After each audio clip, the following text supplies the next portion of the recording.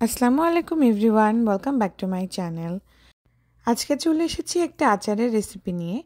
তৈরি করে দেখাবো আমের ঝুরি আচার, কিন্তু তেল ছাড়া। খুবই সহজভাবেই এই আচারটা তৈরি করে নেওয়া যায়, আর রোদে শুকানোর ঝামেলা ছাড়া এই আচারটা তৈরি করে আপনারা সংরক্ষণ করতে পারবেন। তাহলে আচারটা শুরু করার জন্য আমি প্রথমে এরকম মিডিয়াম সাইজের 3টে আম নিয়েছি। আমগুলো ভালো মতো ছিলে নিলাম। এখন একটা বড় গ্রেটারের সাহায্যে আমি এটা গ্রেট করে নেব। গ্রেটারের যে পাশটা সবথেকে বড় ছিদ্রযুক্ত সেই পাশটা দিয়ে গ্রেট করতে হবে। চেষ্টা করবেন এরকম লম্বা লম্বা করে গ্রেট করে নিতে, তাহলে বেশ ভালো হয়। আর যাদের হাতের কাছে গ্রেটার নেই তারা এভাবে ছুরি বা বটি দিয়ে এভাবে আপনারা কেটে কেটে আলু ভাজির মতো কুচি কুচি করে নিলেও এই আচারটা খুব ভালো হয়।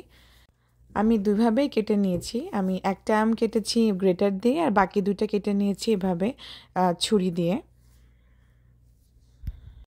যেহেতু ঝুরি আচার, এজন্য আমি এভাবে চিকন চিকন করে কেটে নিয়েছি। আপনারা চাইলে আরও মোটা করেও কাটতে পারেন। আমগুলো কাটার আগে অবশ্যই ধুয়ে নেবেন। এ পর্যায়ে ধোয়ার কোনো প্রয়োজন নেই। এ পর্যায়ে আমি সরাসরি চিনি অ্যাড করে দিচ্ছি। আমি যেটুকু আম নিয়েছি আমার প্রায় এখানে হাফ কেজি মতো আম রয়েছে। এই জন্য আমি চিনি অ্যাড করেছি 1 কাপ। আপনারা মিষ্টি বেশি খেতে চাইলে এখানে 1.5 কাপ পর্যন্ত চিনি অ্যাড করতে পারেন। এখন এভাবে আমি মাখিয়ে রাখবো 15 মিনিটের জন্য। এদিকে আমি আচারের জন্য একটা মশলা তৈরি করে নেব। এর জন্য একটা প্যানের ভিতরে দিয়ে দিলাম 1 চা চামচ 5 ফোড়ন, 1 চা চামচ জিরা, আর 1 চা চামচ মৌরি অর্থাৎ মিষ্টি জিরা, আর 3টা আমি শুকনা মরিচ ব্যবহার করেছি। এটাকে আমি ভালো মতো রোস্ট করে নেব। রোস্ট হয়ে গেলে ঠান্ডা করে আমি গুঁড়া করে নিয়েছি। এদিকে 15 মিনিট পর আম থেকে এরকম পানি ছেড়ে দেবে। এই পানিটা সহই আমি এই প্যানের ভিতরে দিয়ে দিচ্ছি, আর এটাকে আমি এই পানিতেই কুক করব, এক্সট্রা কোনো পানি অ্যাড করব না। এখন কিছু মশলা অ্যাড করছি। দিয়ে দিলাম 1/2 চা চামচ হলুদ গুঁড়ো, 1/2 চা চামচ লাল মরিচের গুঁড়ো। এখন আবার সব কিছু খুব ভালো করে মিশিয়ে নিলাম। এখন অপেক্ষা করব সব কিছু ফুটে ওঠা পর্যন্ত।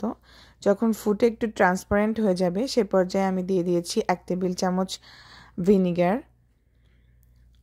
আর আগে থেকে যে মশলা আমি গুঁড়ো করে নিয়েছিলাম সেখান থেকে 1/2 চা চামচ মতো দিয়ে দিলাম। এই রেসিপিতে বেশি মশলা অ্যাড করা যাবে না, এজন্য 1/2 চা চামচ মশলা দিলে এনাফ। এখন অপেক্ষা করব পানি শুকিয়ে যাওয়া পর্যন্ত। পানি শুকিয়ে যখন এরকম অবস্থায় চলে আসবে সে পর্যায়ে নামিয়ে নেব। বেশি টাইট করার দরকার নেই, এরকম একটু ভেজা ভেজা থাকতেই নামিয়ে নিতে হবে। ঠান্ডা হয়ে যাওয়ার পর এটা টাইট হয়ে যাবে। এই যে দেখুন কত সুন্দরভাবে ঝুরঝুরে হয়েছে। আমাদের তেল ছাড়া আমের ঝুরি আচার একদম রেডি। আশা করি আজকের রেসিপি আপনাদের কাছে ভালো লেগেছে। ভালো লাগলে অবশ্যই আমার চ্যানেলটিকে সাবস্ক্রাইব করবেন, আর বেল বাটনে ক্লিক করে আমার পাশেই থাকবেন। আল্লাহ হাফেজ।